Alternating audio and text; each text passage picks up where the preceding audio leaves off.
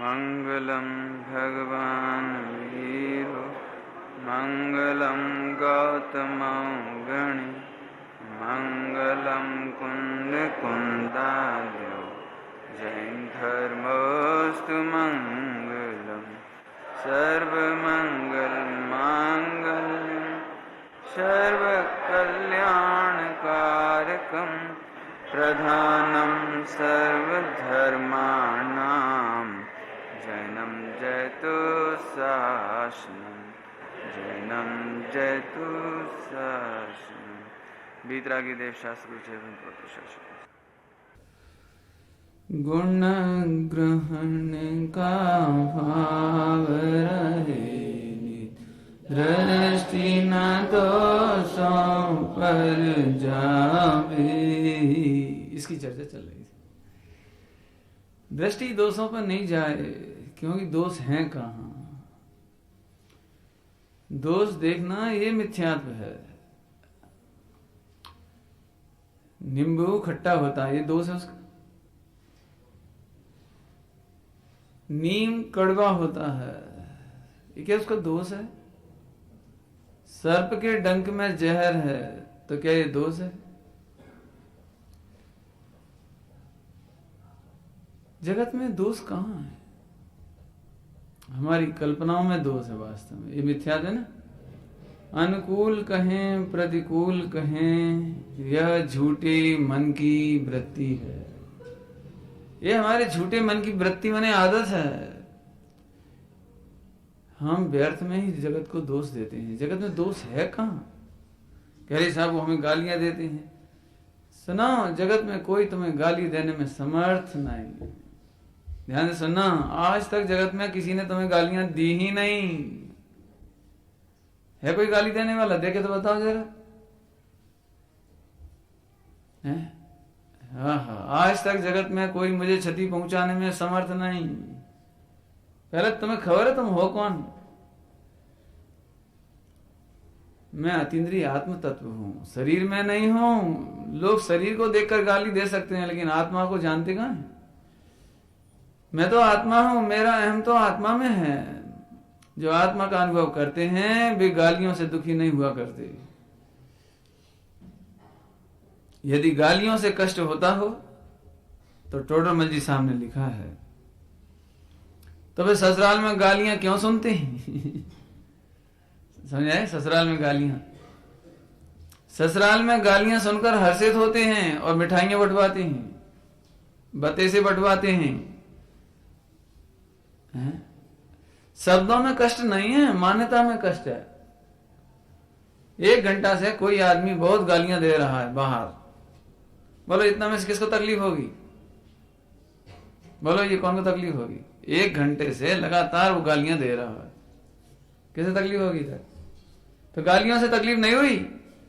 1 घंटे बाद हम निकले और तब उसने मेरी ओर इशारा करके कहा यही है वो। भाई इतना से कहा। अब देखो गाली नहीं दी उसने, यही है वो। गाली नहीं दी। अब क्या कह रहा है वो, यही है वो। हाँ, क्या हो गया। अब क्या हो गया। जब गालियां दे रहा था तब तकलीफ नहीं थी, अब गाली नहीं दी तो तकलीफ हो गई। क्योंकि अब हमने 1 घंटे की सारी गालियां अपने ऊपर मान ली। तब मानने से कष्ट हुआ कि गालियों से कष्ट हुआ। तुम हो कौन। तुम्हें कोई देख सकता है। देख सकता है। बस यहां भेद विज्ञान हो जाए तब आपकी दृष्टि दोषों पर नहीं जाएगी, और नहीं तो आपकी दृष्टि दोषों पर जाए बिना रहेगी नहीं। जबकि गजब बात है कि जगत में कोई दोष ही नहीं। क्योंकि जगत में मेरे पाप के उदय के बिना कोई मुझे गाली दे नहीं सकता, दुख दे नहीं सकता, प्रतिकूलता बन नहीं सकती। पाप का उदय हो नहीं तो जगत में कोई मेरा अपयश कर सकता नहीं है। तो फिर पाप का उदय खराब हुआ कि वो खराब हुआ। कौन खराब हुआ। पाप का उदय खराब हुआ। अब और ध्यान से सुनना, पाप का उदय खराब है या पाप का उदय अच्छा है। अब मेरी बात सुनना जरा। पाप का उदय खराब है कि अच्छा है। आपने अग्नि में हाथ डाला और हाथ जल गया, ये अच्छा है। और नहीं तो तुम रोज अग्नि में कूदते नहीं। समझ हमने अग्नि में हाथ लगाया, हाथ जल गया, तो अब हम हमेशा के लिए सतर्क हो गए कि अग्नि में हाथ नहीं लगाएंगे। हमने अग्नि उठाकर नहीं फेंकी, हमने गैस का सिलेंडर नहीं फेंका, हमने तवा उठाकर नहीं फेंका, बल्कि हम सावधान हो गए, अरे रे ये मेरी गलती थी कि मैंने इस अग्नि में हाथ लगाया, मेरा हाथ जल गया, तो अब आगे से हम हाथ नहीं लगाएंगे। पाप का फल भी अच्छा है, इससे जीव सतर्क होता है, सावधान होता है। आज तक जितने जीव मोक्ष में गए हैं वे पापों से सतर्क होकर मोक्ष में गए हैं। यदि पाप का फल ना होता, हम अच्छा काम करें या बुरा काम करें, ध्यान से सुनो, अच्छा काम करें या बुरा काम करें, फल तो अच्छा ही आए, तो फिर बुरा काम करने से कौन बचेगा? मोक्ष में जाने की जरूरत ही क्यों पड़ेगी जब यही सब सुख हो जाएगा? तो इसलिए पाप का उदय भी बुरा नहीं है। अभी थोड़ी देर पहले क्या कहा था? जगत में कोई मुझे दुख दे नहीं सकता यदि मेरा पाप का उदय ना हो। तो जगत में सारे जीव निर्दोष हैं कि दोषी हुए? निर्दोष हुए। तो अब ये दोषों पर नजर नहीं जाएगी, दृष्टि न दोषों पर जावे, दृष्टि दोषों पर नहीं जाएगी, एक पॉइंट। अब दूसरा, तो पाप का उदय बुरा है कि जगत के लोग बुरे हैं? पाप का उदय बुरा है। अब फिर से पूछ रहे हैं, पाप का उदय बुरा है कि अच्छा है? अच्छा है, क्योंकि पापों के उदय से हम सतर्क होकर के स्वरूप में सावधान होते हैं। पापों के उदय की गलती नहीं है, पाप बांधे किसने हैं? वो तो मैं नहीं बांधे। वे पाप बांधे कैसे हैं? कि अपने स्वरूप की विराधना करके, अपने गायक स्वरूप की, परमेश्वर की विराधना करके, अपने प्रभु की विराधना करके वो पाप बांधे हैं। तो बस अब सतर्क हो जाओ, आगे से पाप नहीं चाहिए तो क्या करना? बोलो, तंबाकू खाने से कैंसर होता है, ये बात जानकारी में मिल गई तो अच्छी है कि बुरी है? अच्छी है। तो क्या, क्यों अच्छी है? हाँ, क्योंकि अब हम तंबाकू नहीं खाएंगे। अच्छा ही हुआ, तंबाकू से कैंसर हो गया तो हमें मालूम पड़ गया कि जगत को तंबाकू से कैंसर होता तो हम तंबाकू नहीं खाएंगे। ऐसे ही अरे नहीं, आत्मा की विराधना से जीव दुखी है तो हम, आगे बोलो, वाक्य पूरा करो, है? हाँ बोलो, जोर से बोलो। आत्मा की विराधना नहीं करेंगे। अच्छा है, पाप का उदय बढ़िया। मैं तो कहता हूं पाप का उदय होना ही चाहिए। एक केस ऐसा हुआ, सच्ची घटना है, खनिया थाना की है। ऐसा तो वैसे ऐसे लोग बहुत मिलते हैं, लेकिन वो उसकी घटना सुना रहा हूं। एक महिला विडो हो गई, तो भोजन करने बुलाया उसने, तो रोने लगी मेरे सामने। और रोने लगी तो, पंडित जी ऐसा हमने कौन सा पाप को कर्म बांधो था, ऐसा उदय आया। मैंने उससे तो ज्यादा कुछ नहीं कहा। रोने वालों से तो डरना चाहिए, उनसे कुछ नहीं कहा मैंने। तो मैं प्रवचन में कही है बात, उसका नाम लेकर नहीं कही, ऐसे इनडायरेक्टली। अरे रे, जब पवित्र आत्मा, सम्यक दृष्टि आत्मा अंजना को कर्म ने नहीं छोड़ा, तो हमने सम्यक दर्शन कर लिया। क्या कर लिया हमने? कर क्या लिया? जिसे हम उलायना देते हैं ना कि क्या सारे कर्म हम नहीं बांधे थे? क्या सारे कर्म के उदय हमको ही आते हैं? अरे तुम ये उलायना क्या कर दे रहे हो? तीर्थंकरों को नहीं छोड़ा, पारसनाथ भगवान को नहीं छोड़ा, तुम किस खेत की मूली हो? वे तो सम्यक दृष्टि थे, 3 कसा चौकड़ी का अभाव वाले थे, आनंद प्रचुर हो रहा था, 4 ज्ञान के धनी थे। पांडवों को नहीं छोड़ा, द्रौपदी को नहीं छोड़ा, अंजना को नहीं छोड़ा, सीता को नहीं छोड़ा, तुम हम हैं कौन से खेत की मूली? हम कौन से पाप से रही थे? अभी 24 घंटा निंदा पुराण में मजा आता है? मायाचारी करने में आनंद आता है, पैसे कैसे जोड़ना, सब्जी कैसे रखना, फला कैसे करना, घर कैसे चलाना, दुनिया को बेवकूफ बनाए, तो ऐसा मजा आता है। अरे आज तो ऐसा मूर्ख बनाया, सुनो सुनो सुनो, ऐसा मूर्ख बनाया उसको। नहीं नहीं, गलत कह रहे, अच्छा लगता है? अरे बताओ, तुम ऐसी बातों में आनंद मानते हो, हम तो सोचते हैं तुम्हें बहुत ही कम पाप का उदय आया है। सीता को तो जंगलों में जाना पड़ा, अकेले अकेले। तुम्हें जंगल में तो नहीं जाना पड़ रहा। तुम्हारे तो पति की आयु का पूर्ण हो गया ना, पूरी हो गई थी, इसलिए भी वो हुआ आपको। लेकिन सीता को तो पति जीवित था तब जंगल में जाना पड़ा, अंजना को तो पति जीवित था तो जंगल में जाना पड़ा, और एक तरह से विधवा जैसी तकलीफ उठाई। हम हैं किस खेत की मूली? सच्ची बात कहें तो हमारे पाप का उदय भी कम है, अभी बहुत कम है, बहुत मजे में हो अभी। तो कायदे से तो मिथ्या दृष्टि को इतना पाप का उदय आना चाहिए, बहुत पाप का उदय आना चाहिए, लेकिन अभी आ नहीं रहा, अभी हम मजे में हो। और हैं, अरे रे, चेत जाओ, थोड़े से पाप के उदय में चेत जाओ। और छोटे मोटे पाप के उदय में इतने मत घबराओ कि अरे मेरे ऊपर बहुत बड़ा पाप का उदय, अब मैं क्या करूं, अब मेरा क्या होगा। ऐसा लगता है जैसे सारे कर्म का उदय मेरे ही ऊपर आया है। बिल्कुल झूठ है बात। इसलिए पाप के उदय को भी दोष मत दो। यदि पाप के उदय से डरना हो तो ये पाप बांधे कैसे थे, कैसे बांधे थे, उस विधि का विचार करो। कैसे बांधे थे अपन, अव्याली कहा था, कैसे बांधते थे पाप, अव्याल बताया हमने। हाँ, आत्मा की विराधना करके। तो अब हम विराधना नहीं करेंगे, होना तो ये चाहिए। असल में हम जितनी शक्ति दोष देने में निकाल देते ना, उतनी ही शक्ति में सम्यक दर्शन कर सकते हैं। मैंने जैसे जितनी देर में हम आपकी निंदा कर रहे हैं ऐसे उतनी देर में तो हम सम्यक दर्शन कर सकते थे। पश्चाताप में और दोषारोपण में अपना समय मत खराब करो।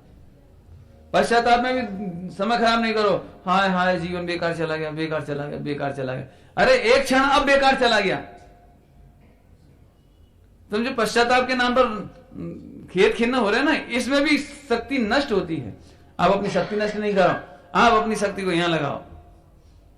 आया समझ आया? हाँ। साल भर पढ़ाई नहीं करी तो अब करो, अभी क्या बिगड़ा है कि अब तो 2 ही दिन बचेंगे, 2 ही दिन पढ़ो। मतलब खेत खिन्नता में 2 दिन भी चले जाएंगे। समझदार पुरुष वे नहीं है जो खेत खिन्नता और प्रायश्चित में समय गवाते हैं। समझदार वे हैं कि तत्काल अपना पुरुषार्थ करते हैं, अपनी आराधना करते हैं, अपने स्वरूप में लगते हैं। जी उसका तरीका है बस। समझ आया? दोषारोपण से क्या हो जाएगा बोला? कर्मों को दोष दे रहे, चलो कर्मों का दोष है भैया, हम क्या करें, कर्मों का दोष है, कर्मों का उदय है, कर्मों से दुखी हैं, तो तुम्हारे दुख दूर हो जाएंगे? नहीं होंगे ना।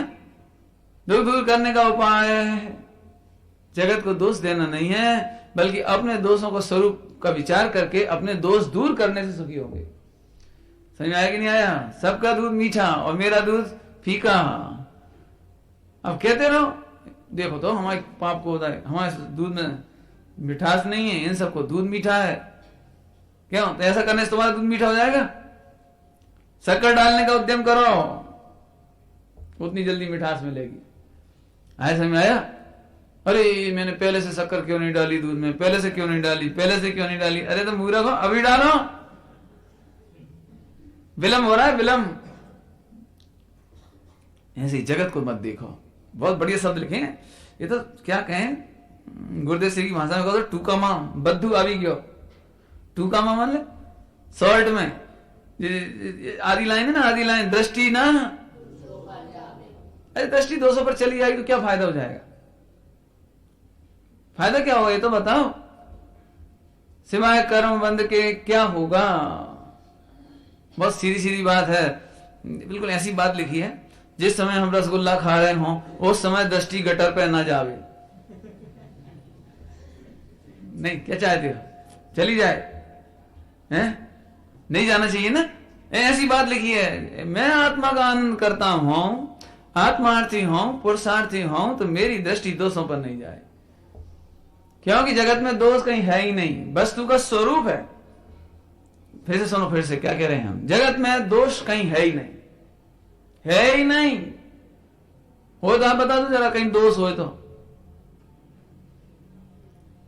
वस्तु का स्वरूप है। आप चाकू हाथ पर इस तरह लगाएंगे तो आपका हाथ कटेगा। अब इसको पाप का उदय कहो, चाहे चक्कू कहो और चाहे किसी को कहो, वो तो होना ही चाहिए। ये वस्तु का परिणाम ऐसा होना ही चाहिए। तुमने ऐसे किया तो हाथ कटना ही चाहिए। ये देखो तो हाथ कटो से दूध नहीं खून निकल आया, ऐसा खून नहीं निकलेगा तो दूध निकलेगा। इसमें क्या है? वस्तु का स्वरूप ही है ना, स्वरूप ही है ना, हैं? खून ही निकलेगा। अरे साहब मैंने पाप किए तो उसका फल भोगना पड़ा, मैंने स्मगलिंग की तो जेल जाना पड़ा। तो स्वरूप ही है, स्वरूप है, ये दोष नहीं है। एक बात है, पुलिस वाले बड़े खराब आदमी। क्या अच्छा क्या खराब किया तुम्हारा? अभी तक तो कुछ किया नहीं, मेरा तो कुछ नहीं किया। तो खराब कौन कहता है? मालूम कौन कहता है खराब? कौन कहता है पुलिस वाले बहुत खराब हैं? अपराधी कहते हैं। अब मैं आपसे पूछता हूं, पुलिस वाले खराब हो सकते हैं? वो तो अपराधी को सजा देना ही चाहिए। अपराधियों का अपमान होना ही चाहिए। ऐसे ही जगत में आत्मा की विराधना करने वालों का अपमान होना चाहिए, कर्मों से बंधन होना चाहिए, चार गति की पीड़ा होना चाहिए, और जगत में कदम कदम पर अपयश होना चाहिए। ये स्वरूप है, स्वरूप स्वरूप होना ही चाहिए। असल में हमें क्या लगता है, हमें क्या लगता है कि जी आदमी बहुत खराब है, हमें जब जो कमियां ही कमियां देखता है, अगर कमियां हैं तब देखते हैं कि अपने आप देख लेते हैं क्या है? चलो ऐसी हालत है, मैं भोजन कर रहा था तो एक उसमें लाल चीटी निकल गई छोटी सी। मैंने एक बात देखी है, एक बात देखी, ध्यान से सुनना जरा। कभी अपने भोजन में अंतराय आ जाए ना तो अपने को इतने पास से भी नहीं दिखता वो, और उनको उतनी दूर से दिख जाता है, नहीं वो काली मिर्ची है उतनी दूर से दिख जाता, नहीं ना वो इलायची है मैंने गजब बात है, इतनी दूर से दिख जाता, मेरे को यहीं से नहीं दिख पा रहा खैर समझ लो कि लाल चीटी निकल गई, तो मैंने अंतराय मान लिया, अंतराय मान लिया। तो ध्यान से सुनना, स्वर ये आया, ना जाने कहां कहां से दिख जात। मतलब समझ में आया नीलेश? इसका मतलब नहीं दिखना चाहिए, मतलब ये निकला कि दिखना नहीं चाहिए, रहना तो चाहिए। क्यों? खीर में मक्खी रहना तो चाहिए, बस देखना नहीं चाहिए। क्या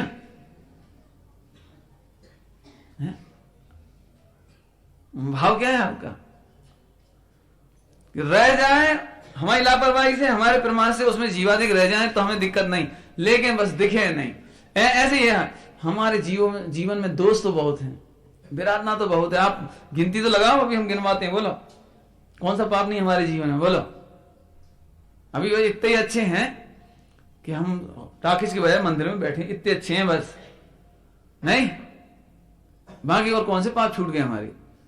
और जगत में यदि कोई थोड़ा सा पाप का उदय में अपयस कर दे तो झट हम खलबला जाते हैं कि तुम बहुत शत्रु हो हमारे। जबकि जैन तो जैन, अजैनों ने कहा है निंदक नीरे राखिए, आगे बोलो, आंगन कुटी छवार, बिन पानी साबुन बिना, निर्मल करे सुभार। सुना नहीं सुना? नहीं पढ़ा?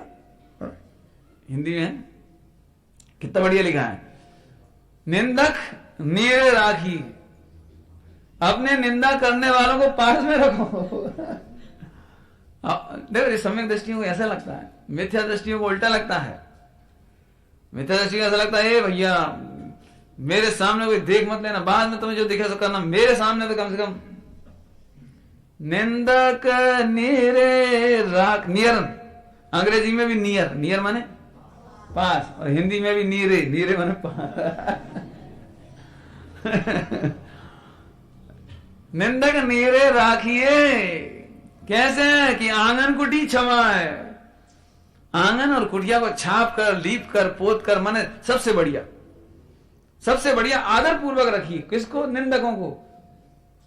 खंडेरे में नहीं, उखड़े हुए फर्श में नहीं, गिरती हुई झुपड़िया में नहीं, सबसे बढ़िया झोपड़ी में लीप पोत करके बढ़िया करके उसे रखो।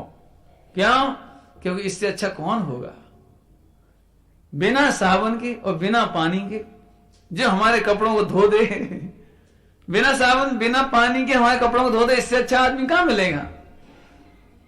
नहीं समझे?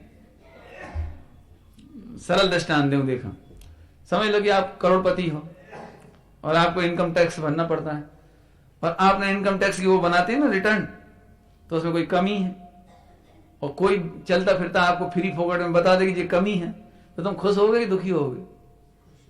क्यों? अरे तुमने बढ़िया बता दिया भैया, नहीं तो हमारा 10 लाख रुपए ज्यादा भर जाता, 10 लाख रुपए ज्यादा भर जाता, गलती पकड़ी जाती तो फिर कहने क्या होता है हिसाब किताब में? बोलो खुश होते हैं कि दुखी होते हैं? क्यों? कि बिना इनकम टैक्स के ऑफिसर की फीस लिए वो, नहीं तो इनकम टैक्स एडवाइजर के पास जाओ, एडवाइजर फीस लेगा और फिर बताएगा। तो बिना फीस लिए कोई बता दे दोस्त तो बुरा ही अच्छा है। इसलिए निंदकों को सदा पास में रखो, बिना पैसे के। बिना हींग लगे ना फिटकरी, वो अपने आप बताएगा तुम में गलती है। जम्मू स्वामी चरित्र ना, जम्मू स्वामी चरित्र, ये वाला नहीं जो अभी पढ़ रहे हो आजकल आप, वो नहीं, मूल में है जो गुणभद्र स्वामी ने लिखा है। जम्मू स्वामी चरित्र कौन ने लिखा है? गुणभद्र स्वामी ने। उन्होंने उस जम्मू स्वामी को माने चरित्र को लिखते समय मंगलाचरण लिखा, मंगलाचरण। उस मंगलाचरण के 8वें छंद में लिखा है, 8वें छंद में, मुझे बहुत अच्छा लगा वो, और वे दुष्ट भी प्रसन्न रहे, ऐसा लिखा है। और वे दुष्ट भी प्रसन्न रहें, वे दुर्जन भी प्रसन्न रहें, जिनके भय से हम गलती करने में सावधान रहते हैं। अर्थात जिनके भय से हमें अपनी रचना सुधार के लिखनी पड़ती है, बे पढ़ेंगे तो गलती निकालेंगे, बे पढ़ेंगे तो गलती निकालेंगे, बे सोचेंगे तो गलती निकालेंगे। अच्छा है किसी के भय से हम सही रहते हैं। नहीं, पापा जी मारते पीटते तो कम ही है, लेकिन उनके भय से बहुत सारी गलतियां नहीं होती। गलत है क्या? मास्टर जी मारते पीटते तो कम, लेकिन उनकी गलती के भय से ही वो डंडा ये ठीक से होमवर्क करो। और नहीं तो मास्टर जी का डंडा देखा है, तो मास्टर जी डंडा तो जब मारेंगे, लेकिन डंडा के भय से बच्चे पढ़ लेते हैं। ऐसे ही हम उन दुष्टों, वे दुष्ट भी प्रसन्न रहें, मंगलाचरण में याद किया, जिनके भय से हम गलती करने में चूकते नहीं, मैंने सावधान रहते हैं, मैंने हम गलती करते नहीं। बोलो भैया क्या करना है? देखो भाई, मोक्ष मार्ग में जाना हो, भगवान बनना हो, तो गलतियां तो निकालनी ही पड़ेंगी। सबसे अच्छा तो यह है कि हम अपने दोस्त स्वयं देख लें, और स्वयं नहीं देख पाए तो बताने वालों का आभार माने। आभार, हालांकि बड़ी उल्टी लग रही होगी बातें सारी, क्योंकि लोग प्रैक्टिकल में से तो उल्टा ही है बिल्कुल। हमें बे अच्छे लगते हैं जो हमारी प्रशंसा करते हैं, है ना? उसमें इतना अच्छा लिखा है, मुनिराजों के संग में, मुनिराजों के संग में इतना अच्छा लिखा है, धन्य है वे गुरु जो ताड़ना दे करके भी मोक्ष मार्ग में लगाते हैं। ताड़ना दे करके भी, डांट करके, फटकार करके भी आपको मोक्ष मार्ग में लगाते हैं।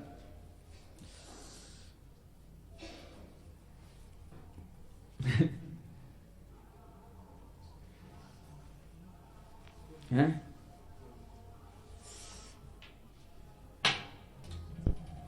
समझ में आया?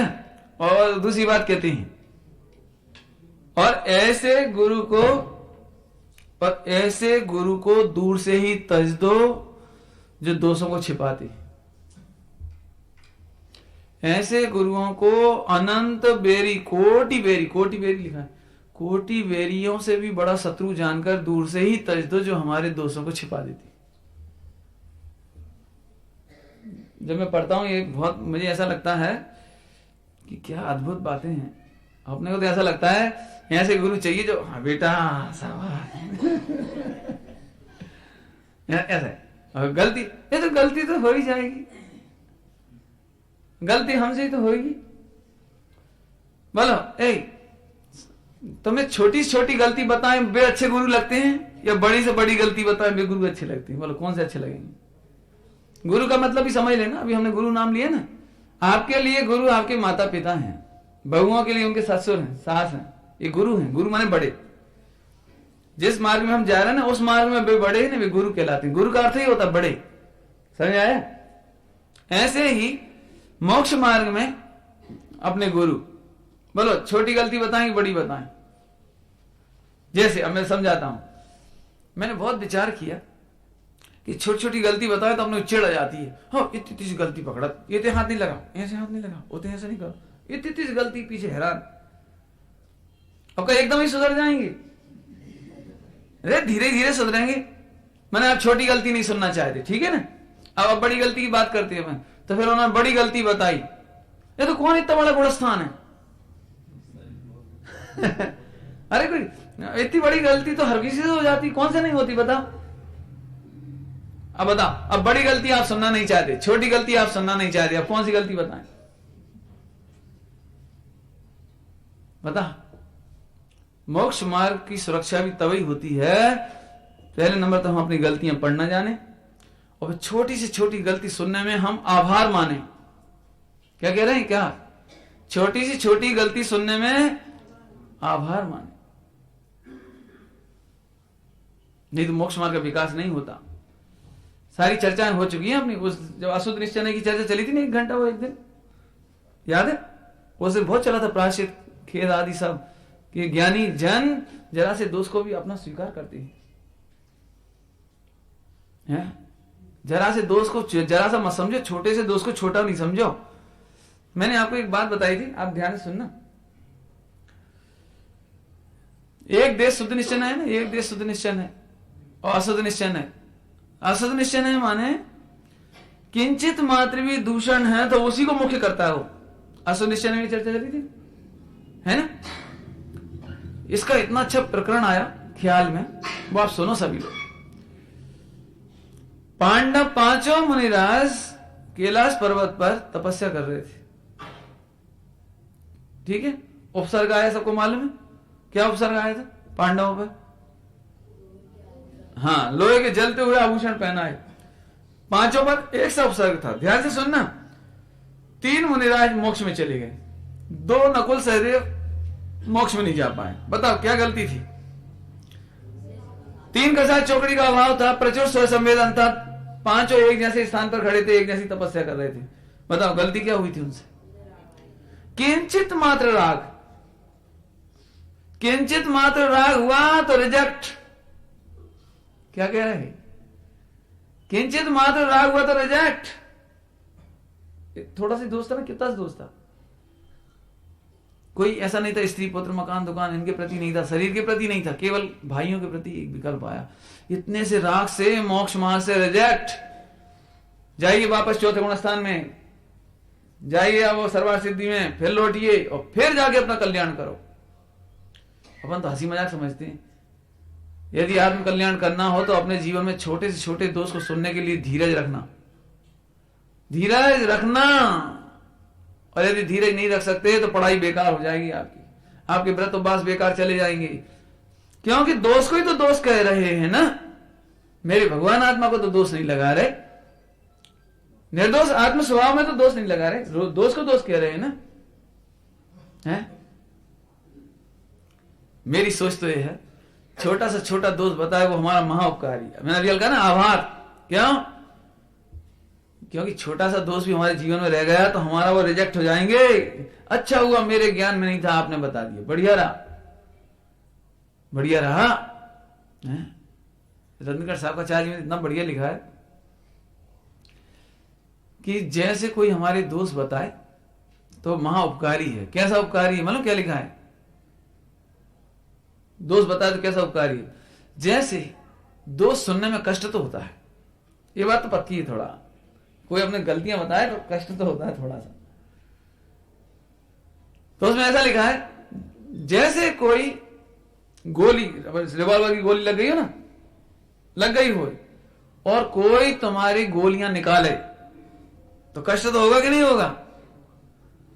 तो उसका आभार मानना कि उसको दोष देना।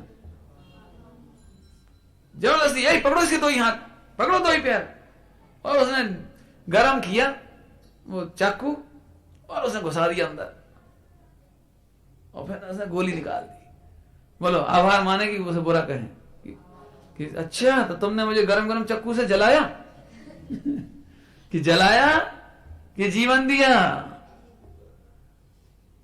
अरे फिर समझो अच्छी तरह से, कोई तुम्हारे छोटे से दोष को भी बताए तो तुम्हारे दोष को निकालता है, गुणों को नहीं निकालता, अच्छाइयों को नहीं निकालता। लोग कहते भी हैं ये जब देखो जब गलतियां निकालते हैं। क्या निकालते हैं? तो क्या निकालना चाहिए? सही सही निकालने, गलत गलत छोड़ दें। क्या करें बोलो? क्या करें? यानी गलतियां छोड़ दें और अच्छाइयां सारी निकाल दें। ये तो महाउपकार है भाई साहब। कोई हमारे दोस्त बताता है, दोस्त बताने वाले मिलते कहां हैं? जैसे अभी दृष्टांत दे, क्या ये आप अखबारों में पढ़ते रहते ना कि दिग्विजय सिंह किससे ठगा है कि अपने लल्लू चप्पू वालों से, सोनिया गांधी किससे ठगाई, अपने आस पास के लोग, पढ़ते रहते हो ना। तो क्यों, जे अच्छे लोग थे ना, मैडम मैडम मैडम आपका प्रताप जोरदार, पूरे भारत में जोरदार, पूरे विदेश में जोरदार, और आप तो आप ही चलो बस, तो नैया डूब गई कि रह गई? क्या क्या हो गया? तो ऐसे लोग अच्छे हैं ना, जो झूठ बोल करके हमारा महिमा मंडन करें, वो अच्छे हैं हो, और हमारी प्रशंसा हमारे मुख पर होती हो तो ये हमारा पाप का उदय है। और हम निंदकों से घिरे हों, निंदक माने हमारी कमियों को कमी बताने वाले, निंदक माने हमारी कमियों को कमी बताने वाली, तो इसे हमारा पुण्य का उदय समझना चाहिए। असल मोक्ष हमारे स्वरूप ही ऐसा है। आपको उल्टे उल्टे लग रहे होंगे ना, लगनी चाहिए। क्या हमारी सोच में तो यह है कि मीठी प्रशंसा करने वाले हमें अच्छे लगते हैं। हितैषी और प्रशंसक में फर्क है। हितैषी कड़वा बोल सकता है, हितैषी की बात चुभ सकती है, लेकिन वो हितैषी है? और निंदा करने वाले वो हितैषी नहीं हो, शत्रु हो, वे मीठा बोल सकते हैं। रेलगाड़ी में ठगने वाले, मीठे बोलने वाले, मिठाइयां खिलाने वाले फ्री फोकट में आ सकते हैं, अच्छे लग सकते हैं, लेकिन होगा क्या? होगा क्या? ठगाएंगे। समझना अच्छी तरह से। अरे रे, इसलिए निंदक नीरे राखिए। अपने जगत में कोई अपने दोष बताए, शांति से विचार करो, दोष हो तो निकाल दो, नहीं हो तो पाप का उदय जान करके समता धरो। फिर से क्या कह रहे कि साहब जब देखो जब निंदा ही करते रहते हैं, तो आप विचार करो आप में कमी है कि नहीं। कमी हो तो कमी दूर कर लो, उनका धन्यवाद धन्यवाद। और मान के चलो अपने कमी नहीं है, फिर भी उन्होंने दोष लगाया, तो कर्म के उदय की निर्जरा जानकर, कर्म की निर्जरा जानकर समता भाव धर के भी उनको धन्यवाद। फायदा हुआ कि नुकसान हुआ? बोलो। हमारी अभ्यास की निर्जरा हो गई, हम ज्ञाता दृष्टा बने रहे, हमारी साधना दृढ़ हुई, ये तो फायदा ही फायदा है, अपने क्या नुकसान? ठीक है, तो फिर दोस्त बताने वाले चाहिए कि नहीं चाहिए? अपन तो चाहते हैं ये दोस्त बताने वाले मिले, बढ़िया, फायदा है अपना। मुक्ति दूत नाम का एक उपन्यास है, मुक्ति दूत, जैन उपन्यास है, मतलब अंजना के ऊपर लिखा गया है, अंजना के चरित्र के ऊपर लिखा गया। मुक्ति दूत, बीरेन जैन उसके लेखक है। साहित्य वालों को वो जरूर पढ़ना चाहिए, मैं ऐसा सोचता हूं। जिनको साहित्य की अच्छी पकड़ है ना, उन्हें वो पढ़ना चाहिए। उच्च कोटि की अच्छा साहित्य है उसमें। खैर, उसमें मुझे एक पंक्ति बहुत अच्छी पसंद लगी, जो मैं आपको बताता हूं। जब सास ने अंजना को निकाल दिया, किसको निकाल दिया? अंजना ने निकाल दिया, तो वो आई बेचारी, तो स्वयं तो अपने माता पिता के पास नहीं गई, लेकिन वो बसंत माला उसके साथ थी ना, जो वो माता पिता के पास संदेश देने पहुंची कि ऐसी ऐसी घटना घटी है, सास ने निकाल दिया है और ऐसे वो जंगल में है, तो आप आज्ञा दो तो ले आए। अब इतनी देर तक वो अकेली बैठी रही वहां जंगल में, नदी के किनारे जंगल में एक बैठी रही, वो सामायिक करने लगी। उस समय एक इतना अच्छा विचार आया उसका, वो सुनने लायक। सामायिक में से ऐसा चिंतन चला, अरे हे प्रभु, मुझे इतनी सामर्थ्य देना कि मैं किसी को दोष ना देख सकूं। इतना अच्छा लगा है, किसी के दोष ना देख सकूं, क्योंकि किसी में दोष है नहीं। क्या नहीं है? क्या नहीं है? दोष मैं देख, हे प्रभु मुझे इतनी सामर्थ्य हो कि मैं किसी के दोष ना देख सकूं। है? अरे रे, समझ में आया भैया? अपन भी ऐसी भावना भाव, अभी कमजोर है, इसमें कोई दो राय नहीं, कमजोर है, लेकिन आप वस्तु स्वरूप का विचार करोगे। सबसे आखिरी पंक्ति क्या पढ़ी आपने अभी? वस्तु स्वरूप विचार खुशी से, हर दुख संकट सहा। सब दुख और सब संकट कैसे? वस्तु स्वरूप का विचार करके, कर्मोदय का विचार करके। अब दो बातें आ गई, कोई दोष बताए तो अपने देख लो, स्वरूप विचार करके देखो, कमी हो तो दूर करो, और स्वरूप की स्थिरता बढ़ाओ, कर्मों की निर्जरा करो। समझ में आया कि नहीं आया? और नहीं तो क्या बताया था दूसरा पॉइंट? यदि हमारी गलती ना हो तो पूर्व के कर्म के उदय की निर्जरा जान करके समता रखो। ठीक है? तो दोष देखना ही नहीं देखना, दोष है कहां जो देखें, एक पॉइंट। और दुनिया भी हमारे दोष कहां देख पाती है। सुनना अगला पॉइंट, ध्यान सुनना अगला पॉइंट क्या बता रहे हैं। हर्षित नाम है, क्या नाम? अर्पित। ध्यान से सुनना। तुम औदैहिक भाव हो कि पारिणामिक भाव? बोलो ये कौन हो तुम? पारिणामिक भाव। कौन से भाव हो तुम? औदैहिक भाव नहीं हो ना। ध्यान से सुनना, सारी जगह जो निंदा करती है वो औदैहिक भाव की करती है। हमें तकलीफ नहीं हुई, हमें तकलीफ काहे के लिए हुई? हमारी निंदा कर कब रहे तुम? औदैहिक भाव हमें खुद पसंद नहीं है। नहीं ऐसा नहीं। जैसे आप पंडित जी आप अच्छे नहीं लगते, कपड़ा वपड़ा थोड़ा ढंग का पहन लिया करो, थोड़ा सेविंग बना लिया करो, थोड़ा ये कर लिया करो, तो तुम्हें क्या पसंद नहीं आया? औदैहिक भाव। तो वो मुझे खुद पसंद नहीं है, तो मुझे तुम्हारी बात निंदा क्यों लगेगी? बोलो क्यों? तुम कैसे हंसते हो? हंसना तो औदैहिक भाव है। क्यों? पूजा कैसे करते हो? तो ये तो औदैहिक भाव है। व्यापार कैसे करते हो? ये तो औदैहिक भाव है। अरे तुम बहुत बोलते हो, ये औदैहिक भाव है। मैं तो तुम जिसकी निंदा करते हो वो मुझे भी पसंद नहीं है। अब सोचना, इस पॉइंट से सोचना शांति से, आपको कोई तकलीफ ही नहीं होगी। तकलीफ तो औदैहिक भाव को परमात्मा मानने में हो रही, माने आत्मा मानने में हो रही है। औदैहिक भाव को हम आत्मा मानते हैं ना, ये मिथ्या। तकलीफ तो यहां से हो रही है। हम अपने स्वभाव या अपनी सोच के अनुसार अच्छे बुरे का फैसला करते हैं, अपनी सोच के अनुसार। जैसे हर बच्चे को अपने मम्मी पापा बुरे लगते हैं, लगते होंगे नहीं लगते? खास तौर से जब हमारे खेल कूद में बाधक बने या पढ़ने लिखने की बहुत कहें, अथवा जो भी उनके अनुकूल पे कहें बेटा जल्दी जल्दी बाजार के काम करो, और हमें लगता है क्रिकेट। बोलो कैसे लगते हैं मम्मी पापा उस समय? बोल नहीं सकते, हम बोल देते हैं शत्रु नंबर 1। ऐसा लगता है वो कितने अच्छे उनके नौकर हैं, देखो सारे काम वो करते हैं और बच्चे खेलते ही रहते हैं। ऐसा लगता है, कई मामलों में लगता है। हमें साइकिल चाहिए, वे नहीं दिला रहे हो तो क्या? हमें कोई और खाने पीने की चीज चाहिए और नहीं दिलाए तो कैसे लगते हैं? खैर, अब जैसे भी लगते हो। मैं एक बात पूछता हूं, बताओ बेहित की शिक्षा देते हैं या अहित देते हैं? बोलो बेटा पढ़ लो, जमाना खराब है बेटा। अब ये तो अपने हित की कहते हैं, अपने को खेलना अच्छा लगता है ना, इसलिए हमें ऐसा लगता है हमारे पापा में ये दोष बहुत है। कौन सा दोष बहुत है? कि जब देखो जब नहीं, हाँ, घर में क्या कहें, अब पॉइंट चल रहा है इसलिए ले लेते हैं सारी बातें, उसमें है क्या। सुनना भैया, जो हमें नहीं डांटते ना वे हमारे शत्रु होते हैं, और हमारे हितैषी हमें डांटते हैं।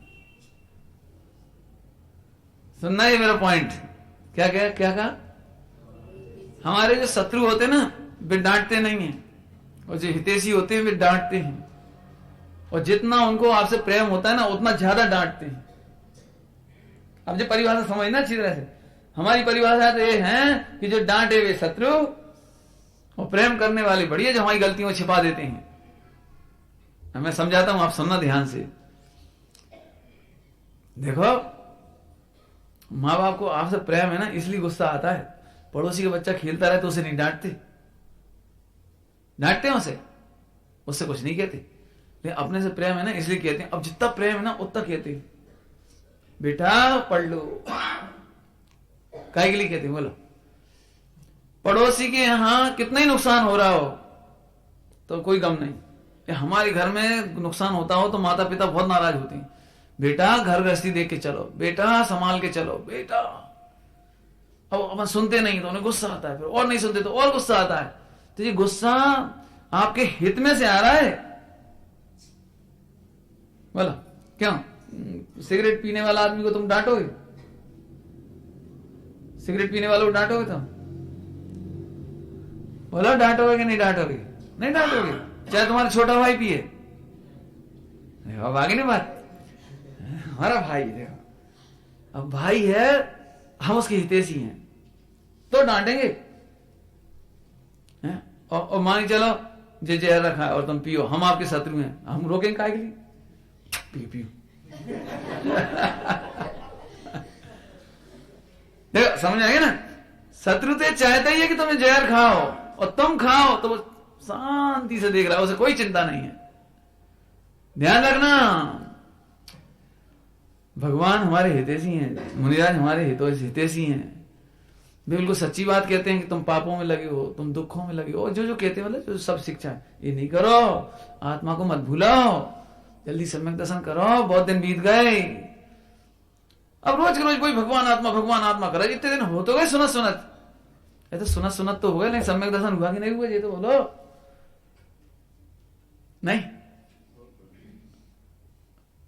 भी बारंबार हित की इसलिए कहते हैं।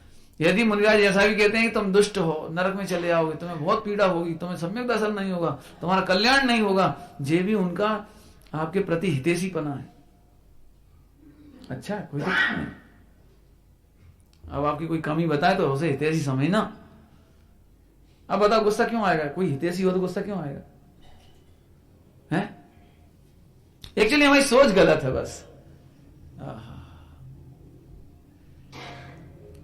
और सुन लो, यदि आप इतना प्रवचन समझने के बाद भी आपको अभी भी ऐसा लगता है कि निंदक कभी ना मिले, मेरा अपयश कभी ना हो, कोई मेरी निंदा ना करे और सब मेरी अच्छाइयां करें और कमियों को छिपाते रहें, तो आपको करणानी योग से कहेंगे तो इतना कर्म बंद होगा। ध्यान से सुनना, इतना कर्म बंद होगा। उसका 2 रूप में बताता हूं, 2 रूप में। पहला सुनो आप, पहला आपको ऐसा कर्म का उदय आएगा कि अंतर में कष्ट तो बहुत है और मशीनें पकड़ नहीं पाएंगी, डॉक्टरों की चेकअप मशीनें पकड़ नहीं पाएंगी।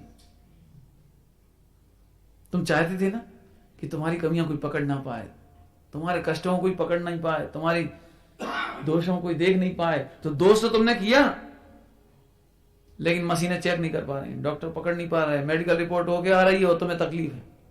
1 नंबर का उदय। अब दूसरे नंबर का उदय भी सुनो। अरे तुम अपने दोष सुनने में समर्थ नहीं हो, अर्थात तुम हितैषियों को नहीं चाहते, और जब छोटे मोटे हितैषियों को ही नहीं चाहते तो परमार्थ हितैषियों से तीर्थंकर और मुनिराज नहीं मिलेंगे। 1 इंद्री 2 इंद्री में कष्ट तो बहुत है, लेकिन कौन उन्हें उबारे और कौन उन्हें समझाए? असंगी पंचेंद्री तक कौन समझाए और कौन उन्हें तारे? आए समझा रहे? ये कर्म का उदय विचार करना। सदा ये भावना भाव, हे प्रभु पहले तो मेरे में दोष ही ना हो, और दोष हो तो मैं उन्हें देख करके सावधानता पूर्वक दूर करूं, और फिर भी मेरे दोष रह जाएं तो मेरे गुरुओं की महाकृपा हो कि वो मेरे दोष बताकर दूर करें। ये 3 भावनाएं भाने लायक है।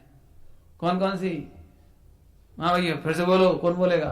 3 भावना, बियाली बोली। हाँ, पहले तो दोष ही ना हो, नंबर 2 दोष हो तो मैं स्वयं उन्हें देख करके, अपनी निंदा ग्रहा करके, आलोचना करके मैं अपने दोषों को दूर करने में समर्थ हूं। 2 तीसरा, और यदि मैं दोष स्वयं ना पकड़ पाऊं तो मेरे श्री गुरु की कृपा से उन दोषों का मुझे ज्ञान हो। अरे रे, मेरे दोषों को छिपाने वाले स्वप्न में भी ना मिले हैं। बोलो तुम कैसे डॉक्टर चाहते हो चेकअप कराने में? एक ही बार में पूरा निदान बता दे। क्या चाहते हो? क्या चाहते हो? ऐसा नहीं हम 10-25 हजार रुपए तो खर्च कर दिए, काय में खर्च कर देते हो आजकल। स्कैन और क्या क्या होते हैं, इंडोस्कोपी और MRI, आजकल तो बहुत हो गए उपद्रव। अब दिल्ली तक भागे गए और सब में ओके निकल आया और तकलीफ जाके था। क्या चाहते हो? अरे फिर वो श्री गुरु ऐसे मिले जो हमारे दोषों को दोष बताएं।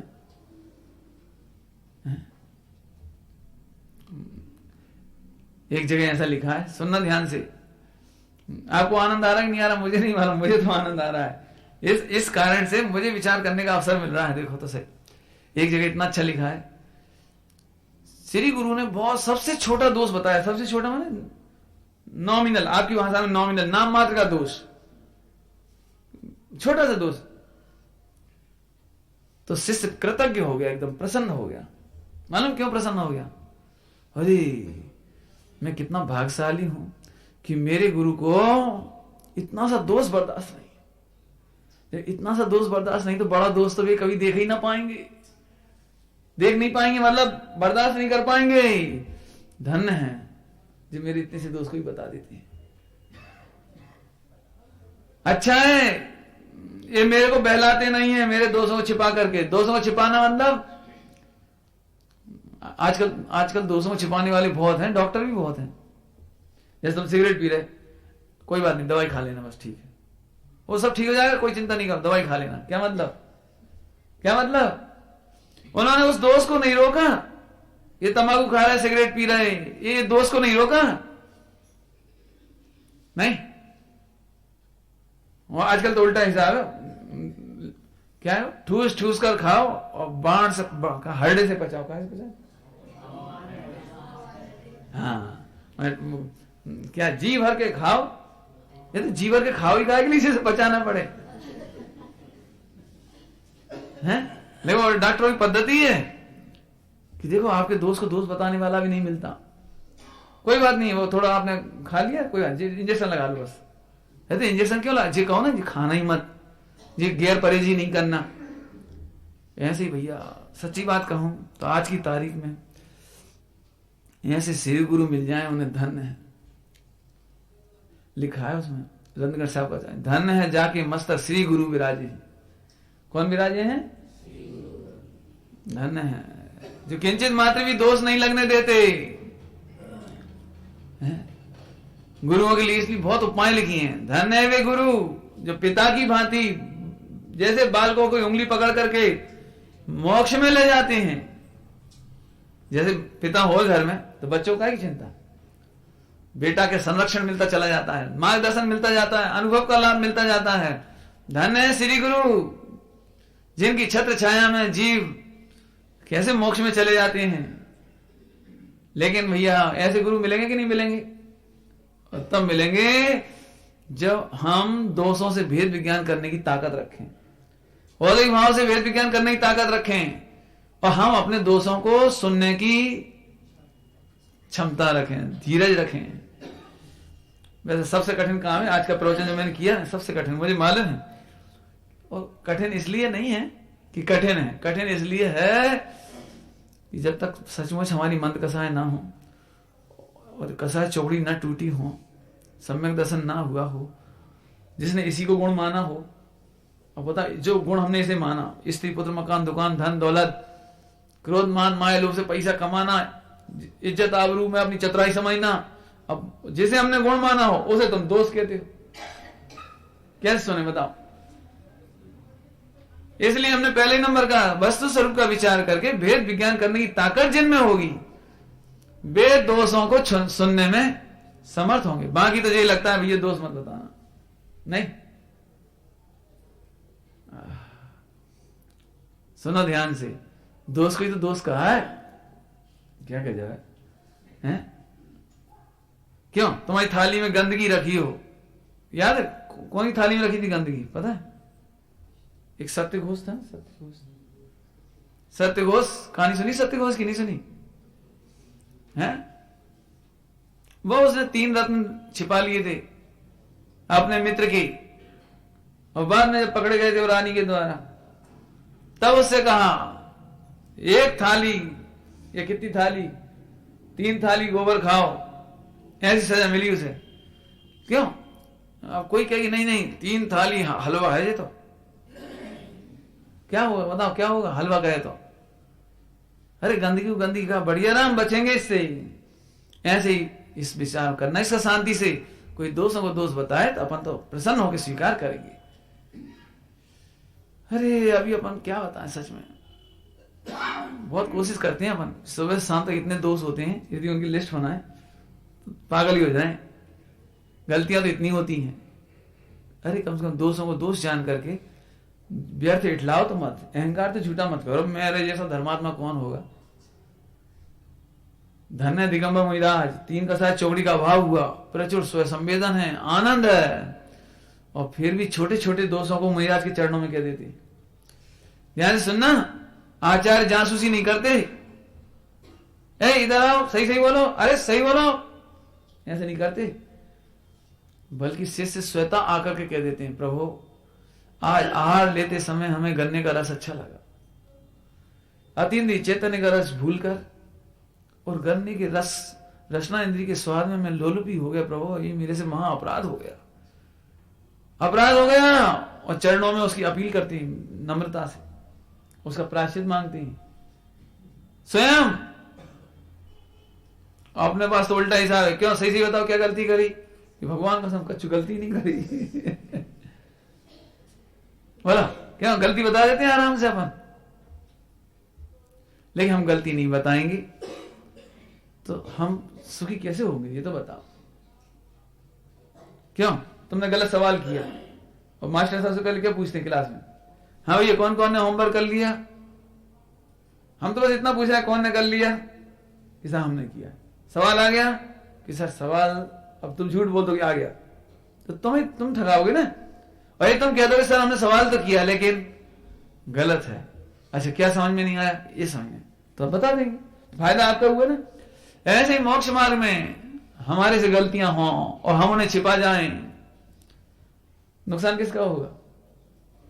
हमने जहर खाया हुए, जहर कोई भी चीज, जहर नहीं तो और कोई चीज समझ लो हमने बहुत भर पेट भजिए खा लिए डबल टेबल, अच्छे लगे तो खा गए।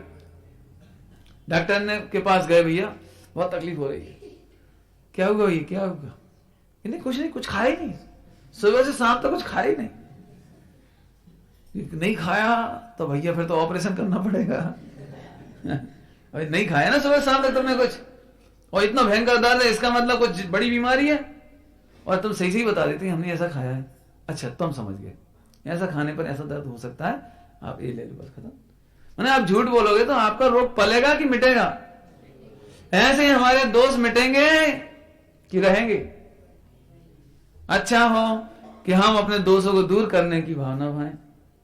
यदि भगवान बनना है तो, यदि हमें सुखी होना, भगवान बनना माने सुखी होना हो, तो घर में रहें चाहे समाज में रहें चाहे लोक में रहें, जहां रहें हमें सुखी होना हो तो अपने से बड़े अनुभवियों की मार्गदर्शन में यदि भी हमें दोष बताते तो उन्हें स्वीकार करके, अपने दोष दूर करके, आभार मानते हुए, प्रसन्न होते हुए, कृतज्ञ होते हुए अपने दोषों का स्वीकार करें तो हमारा जीवन सुखमय होगा। ऐसी भावना इसमें भाई गई है।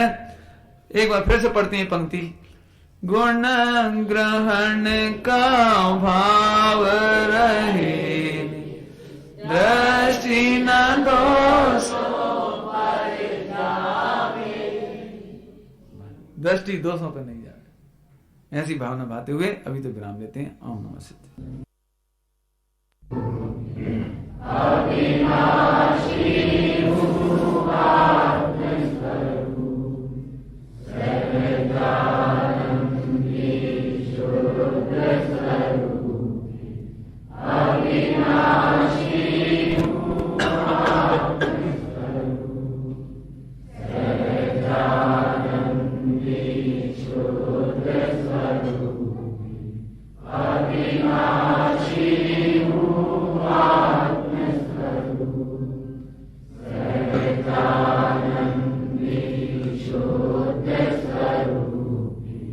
Amen.